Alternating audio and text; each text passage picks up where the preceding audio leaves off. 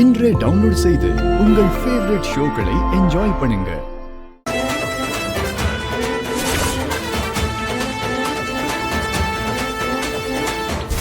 பொண்ணு கூட்டிக்கிட்டு அப்பாவும் அம்மாவும் வந்திருக்காங்க.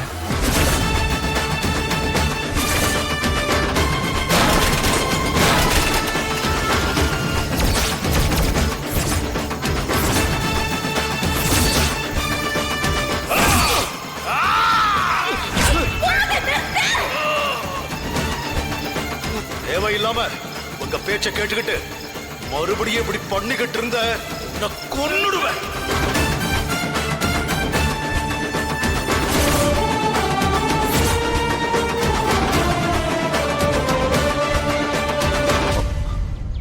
சார், இன்னைக்கு பிராக்டிஸ் வேண்டாம் சார்.